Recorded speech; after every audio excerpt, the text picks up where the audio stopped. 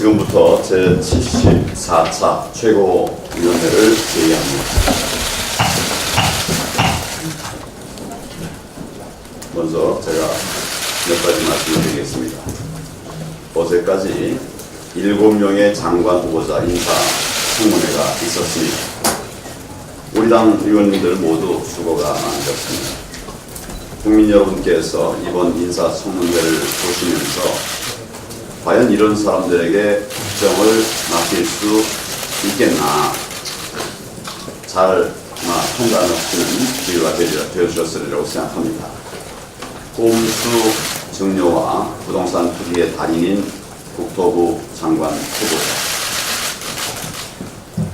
국가연구비로 아들 졸업식 참석한 과기부 장관 후보자, NLL 철회 사드 무용론 주장했던 통일부 장관 후보자, 딱지와 강남 아파트로 34억 벌어들인 행정안전부 장관 후보자, 아들 특채 의혹에 건보료도 제대로 안 낸 해수부 장관 후보자, 청문회 전날 증여세 등 세금 6,500만 원을 갑작스레 낸 문화부 장관 후보자, 아들 미국 국적 포기할 생각이 없어 보이는 중기부 장관 후보자, 하나같이 국민들께서 보시기에 이 사람들이 과연 장관 자격이 있다고 보시는지 국민들께서 현명하게 판단하시리라 생각합니다. 이렇게 완벽한 무자격자들을 장관 후보자라고 내놓는 것 자체가 국민의 비판 따위는 신경 쓰지 않겠다는 것입니다. 이 정권의 오만한 자세를 여실히 보여주는 것입니다. 국민을 위해 봉사할 장관이 아니라 대통령과 정권에 충성할 사람들만 쓰겠다는 거 아닙니까? 이번 장관 후보자 7명은 모두 다 부적격자입니다. 저는 지명을 철회하는 것이 마땅합니다. 또한 이런 부적격자들을 체크했다고 주장하는 청와대 검증 라인도 저는 교체해야 합니다. 한두 번이 아닙니다. 거듭 사과만 할 일이 아닙니다. 반드시 이번에 저는 교체해야 한다고 국민들은 생각을 하고 있습니다. 만약 이번에도 막무가내로 또 임명을 감행한다면 국민적 저항에 직면하게 될 것입니다. 대통령의 결단을 촉구합니다. 오만한 이중잣대, 국민들의 심판을 받을 것입니다. 지금 이 정권은 자신들만 옳고 남들은 다 틀렸다고 하는 오만한 이중잣대로 국정을 농단하고 있습니다. 국민들은 먹고 사는 문제부터 해결하라고 호소하고 있는데 경제를 해결할 능력 자체가 없는 정부입니다. 그러니 오로지 정치 공세와 적폐몰이로 정권을 유지하려고 하고 있습니다. 김학의 사건에 대한 검찰 과거사위의 권고야말로 전형적인 이중잣대 정치 공세입니다. 당시 함께 인사 검증 업무를 담당했는데도 여당 국회의원이 된 조응천 전 민정비서관은 빼놨습니다. 그리고 야당 사람들만 수사하라고 하고 있습니다. 이 얼마나 정말 치졸한 발상입니까? 보고받는 위치에 있었던 저에게는 책임을 지라고 하고 있습니다. 그런데 정작 사건을 담당했던 최동욱 전 검찰총장에 대해서는 왜 한마디도 안 하고 있는 겁니까? 특검을 할 거면 제대로 다 해봐야 하는 거 아니겠습니까? 그런데 지금 문제가 되고 있는 버닝썬 사건과 관련해서 현 정부 실세, 청와대 총경 개입설이 파다한데도 불구하고 아무런 조치가 없어요. 검경을 믿기 어려운 이런 상황에서 그러니까 바로 특검에 맡겨야 하는 것이 아니겠습니까? 김태우 수사관 폭로 사건, 손혜원 투기 의혹도 수사가 전혀 진행되지 않고 있습니다. 한번 국민 여러분들께서 한번 살펴봐 주시기 바랍니다. 수사가 보수장이 들어가고 그렇게 수사를 철저해달라고 하는 많은 요구가 있는데도 전혀 수사가 진행되지 않는 것으로 알고 있습니다.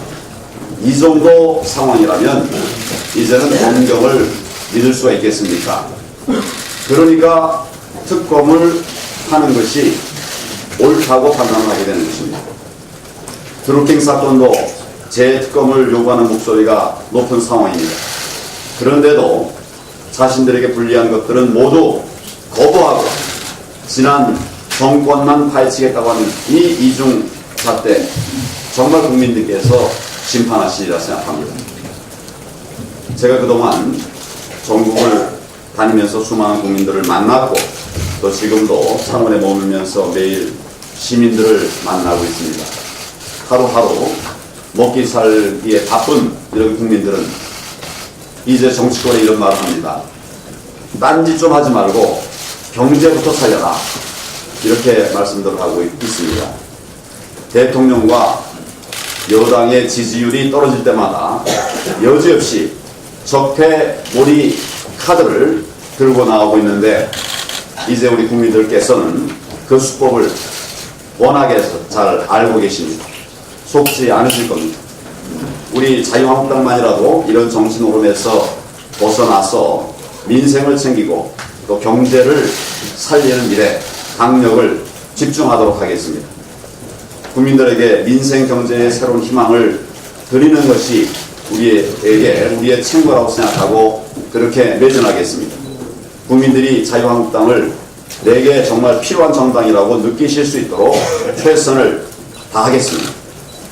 어제 출범한 경제실정백서 특별위원회 등을 중심으로 해서 이 정권의 경제 폭정을 반드시 막아내고 민생, 경제를 회복시키는 그런 대안을 조속히 마련해 추진하도록 그렇게 하겠습니다.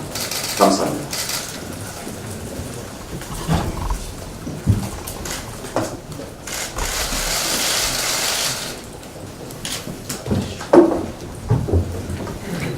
지난 3일간 장관 후보자 인사청문회가 진행되었습니다.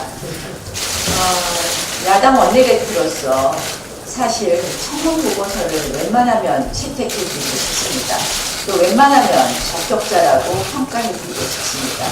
그런데 적격, 부적격 여부를 떠나서 청문 보고서를 채택할 수 있는 후보가 과연 있는가에 대해서 지금 심각한 고민에 이르게 되었습니다. 왜?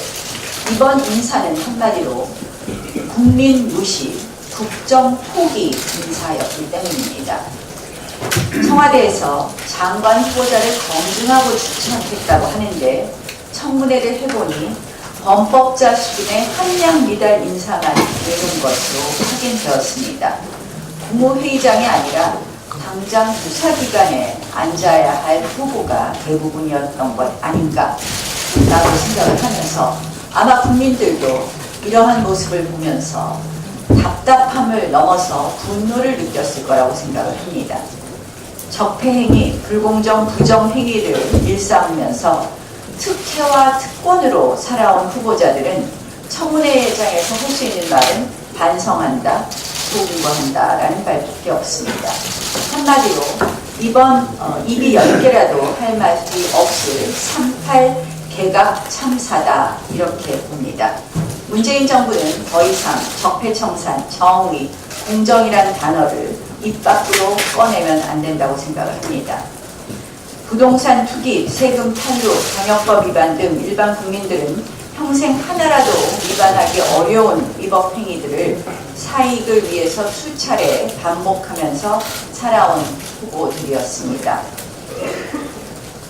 조동호 후보 10건, 김현철 후보 7건, 진영 후보 8건, 박영 후보 6건, 문성혁 후보 6건, 박영선 후보 14건, 최정호 후보 5건 등 굵직한 의혹만 총 56건 정도로 파악하고 있습니다.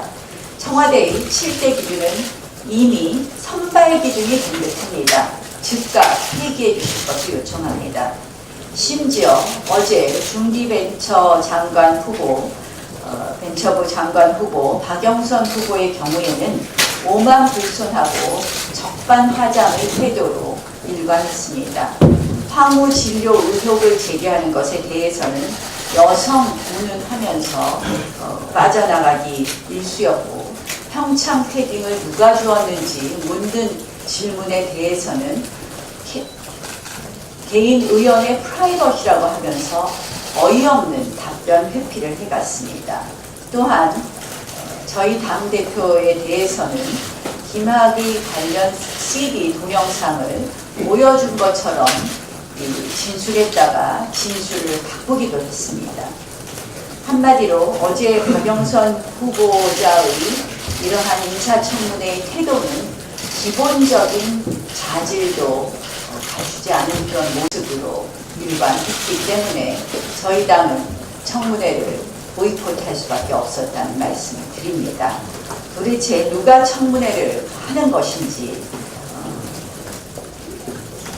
어이가 없는 수준입니다. 문재인 정부 들어서 한마디로 의회 민주주의와 여야 간의 무언의 룰, 예의, 그런 상식 이런 것이 일체로 무너지고 있습니다. 인사청문회 제도가 형해화되고 있습니다. 권력은 무한하지 않습니다. 결국 분해랑으로 돌아올 것입니다. 후보자들도 문제지만 대표께서도 말씀하셨지만 청와대 인사검증 시스템이 하루 이틀 문제가 아닙니다. 청와대 인사 라인에 민정수석을 비롯해서 인사 라인에 있는 팀은 하루빨리 교체해야 될 것 같습니다. 이따 10시에 저희가 회의하면서 간사회의를 통해서 자세한 내용을 또 말씀드리겠습니다. 지난 26일 국민연금이 총수의 사내이사 선임에 반대한 데 이어 어제 27일 한 총수의 사내이사직이 실제로 박탈되었습니다.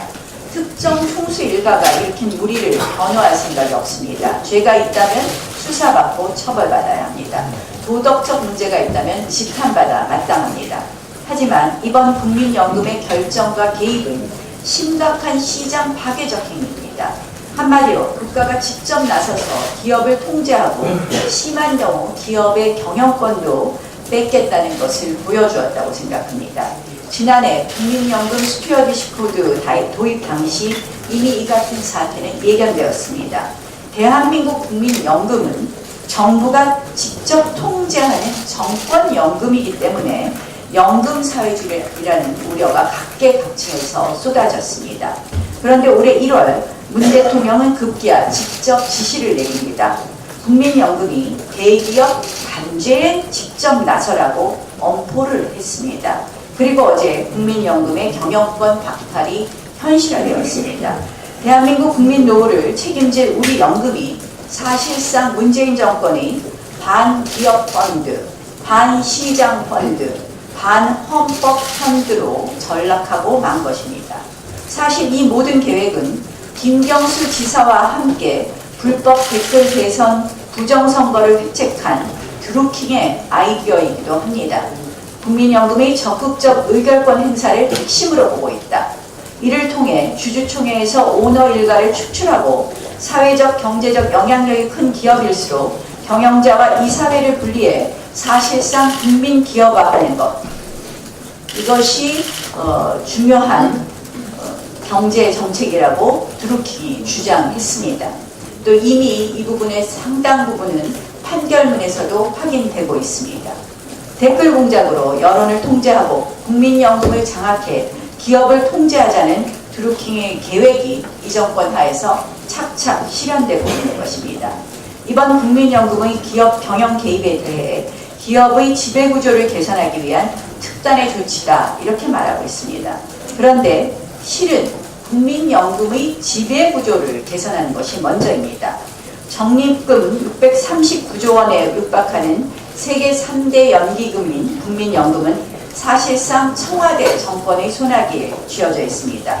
전문가들에 따르면 기금 운영을 담당하는 이사회나 위원회가 정부 소속인 경우는 국민연금이 거의 유일하다고 합니다. 현재 국민연금 기금운영위원회 장은 보건복지부 장관입니다. 연금 운용의 독립성, 전문성을 기대하기 어려운 부분입니다. 특히 이 정권처럼 반기업 정서에 사로잡힌 정권 밑에서는 국민연금의 운명이 상당히 위태롭습니다. 지난해 설립 이후 최초로 최대 손실을 본 것이 결코 우연이 아닐 것입니다. 수익성 증대, 노후 보장에는 관심이 없고 시장 개입, 기업 겁박에 악용하려는 것으로 보이고 있습니다. 총수 일가의 위법은 공정한 수사와 재판으로 단죄해야 합니다. 이번처럼 사회정의 실현을 내걸며 국민 노후 자금으로 기업 경영에 직접 개입하는 것은 대한민국 시장 경제의 근간을 흔드는 것입니다. 기업도 정권 눈치, 국민연금 눈치를 보느라 기업 역량의 상당 부분을 소모해야만 합니다. 기업 활동의 본질은 자율과 창의가 아니라 관치경제, 계획경제가 현실화하는 것 아닌지 걱정입니다. 이번 국민연금의 결정과 개입은 기업의 자율성과 자유시장 질서를 정면으로 훼손하는 것입니다. 국민연금의 독립성과 정치적 관여를 배제하도록 관련법을 개정하겠습니다. 국민연금 의결권 행사를 5% 이내로 제한한 우리 당 김종석 의원 개정안을 토대로 국민연금법 개정을 서두르겠습니다. 문재인 정권에게 다시 한번 말씀드립니다. 더 이상 국민연금을 기업 길들이 수단으로 악용하지 마십시오. 삼성과 네이버 사장을 국민연금이 결국 임명하는 시대가 멀지 않은 것 같아서 걱정이 됩니다. 그 자리에 시민단체가 CEO로 앉는 것 아닌가 하는 우려가 현실화될까 매우 걱정된다는 말씀을 드립니다.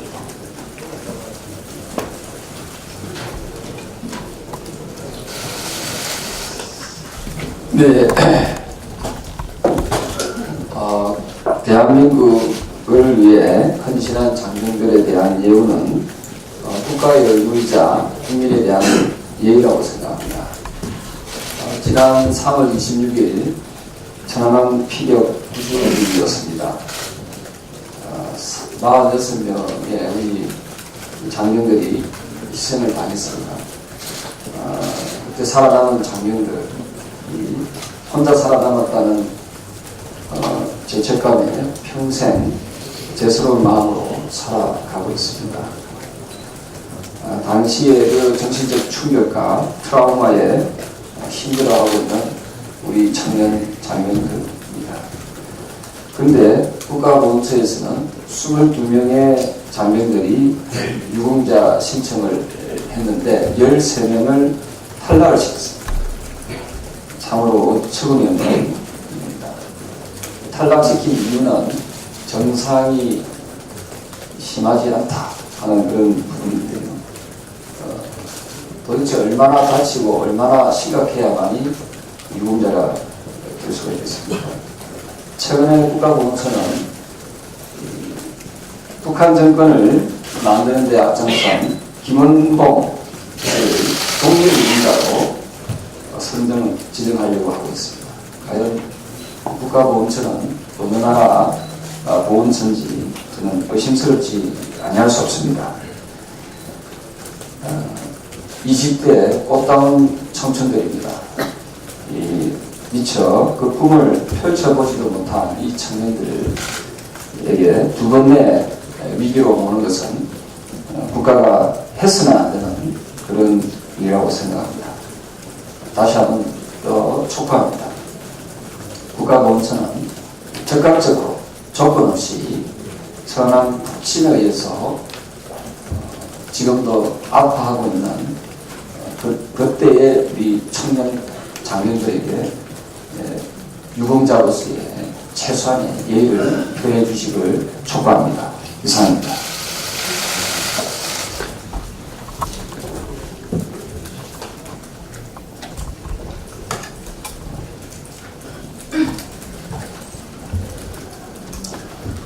어제 그 청문회장에서 있었던 일인데요. 가장 눈에 띄는 거 한 가지 말씀드리려고 합니다.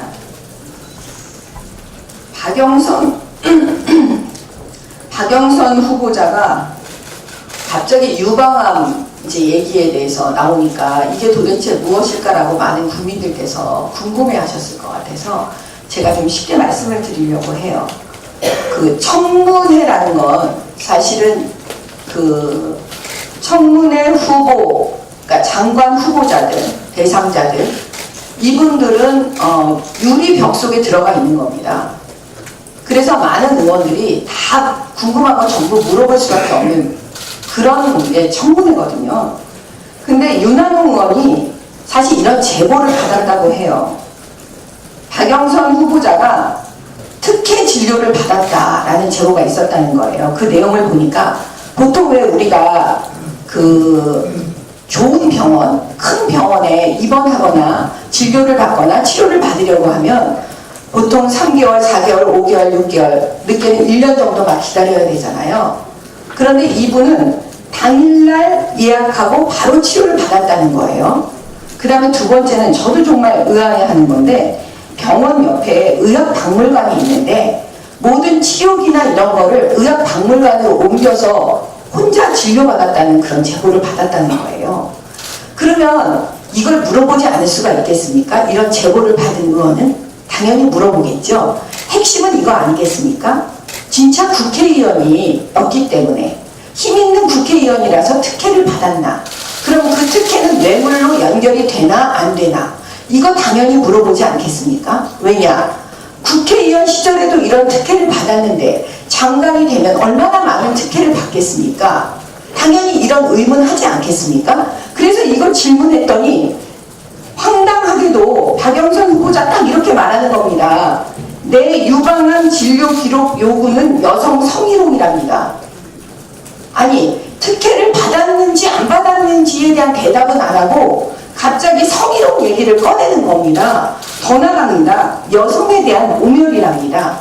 또 민주당 여성 의원들 더 나갑니다. 여성에 대한 모욕이자 인권 침해랍니다. 그러면 박영선 후보자에 대해서는 아무것도 질문하면 안 됩니까? 모든 게 다 인권 침해입니까? 이거 도대체 그 머릿속이 어떤 머릿속인지 알 수가 없습니다. 그 다음에 아들의 이중 국적에 대해서 물어보면 안 됩니까? 그건 외국에 있어서 자료 못 준답니다. 그 다음에 아들 진료, 아들 관련해서 뭐 물어보면 다 안 된답니다. 그 다음에 남편에 대해서 물어보면 또 그것도 안 된다는 거예요. 국내에 없기 때문에. 그럼 뭘 물어보라는 거죠? 그 다음 일본에 집 한 채를 가지고 있다는데 그런 거 궁금하지 않습니까? 왜 일본에 집 한 채를 갖고 있죠? 다 이상하잖아요. 근데 이런 거 질문하면 공격을 자기는 답변을 안 하고 다른 사람 공격을 합니다. 그래서 어떤 일이 벌어지냐면 갑자기 자유한국당 제2일 야당 대표인 황교안 대표에게 또 총을 날립니다. 그게 뭐냐면 김학이 성동영상 CD를 꺼내 보여주면서 자기가 이런 사람 차관시키면 안 된다고 황교안 당시 장관한테 얘기했다는 거예요. 근데 그 말을 청문회장에서 합니다. 본인 청문회장에서. 왜 그럴까요? 정작 본인이 답해야 되는 건 하나도 답을 안 하고요. 상대방을 그런 식으로 공격하는 거예요. 근데 문제는 공격도 제대로 된 사실관계로 얘기하는 게 아니에요. 아니면 말고식이에요. 왜냐? 그로부터 몇 시간 후에 기자들이 물어봅니다. 진짜 CD를 보여준 거냐고. 그러니까 거기서 얘기해요. 아무것도 아닌 것처럼 CD 보여준 적이 없대요. 재생해 준 적도 없고 그 CD 자체를 보여준 것도 아니라고 기자들에게 답변을 하는 거예요. 그러면 본인은 집이 내 채인지 새 채인지 이거 가지고 허위사실이라고 하면서 사과하지 않으면 고발하겠다고 난리치는 사람입니다. 그런 사람이 이 CD에 대해서 황교안 대표에게 허위로 말해놓고 아무것도 아닌 것처럼 해요. 사과 한마디도 안 해요. 그러면 우리 당은 어떻게 해야 되겠습니까? 고발해야 되지 않겠습니까? 그 다음에 저는 검사 출신이었기 때문에 한 가지 더 의문을 제기합니다, 여러분. 도대체 그 당시에 김학의 성 동영상 그 CD, 이거는 도대체 어떻게 입수했을까요? 수사하고 있었을 텐데. 그거는 수사 기밀 아닙니까? 그거를 국회의원들이 마음대로 받아가지고 볼 수 있습니까? 그러면 박지원 의원한테 받았다고 하는데 박지원 의원은 도대체 누구로부터 받았을까요? 이거 수사해야 되는 거 아닙니까? 그러면 이것을 경찰이 줬다는데 그러면 그 누구 어떤 경찰이 줬을까요? 이런 부분에 대해서 공무상 기밀에 대한 거 궁금하지 않으세요? 그래서 제가 볼 때는 이번에 이 박영선, 이 김학의 성동영상 CD 부분 제1야당의 대표에게 아니면 말고식으로 허위사실로 공격한 이 지점에 대해서는 엄하게 저는 처벌해야 된다고 생각합니다. 당연히 우리가 고발을 할 것입니다. 이상입니다.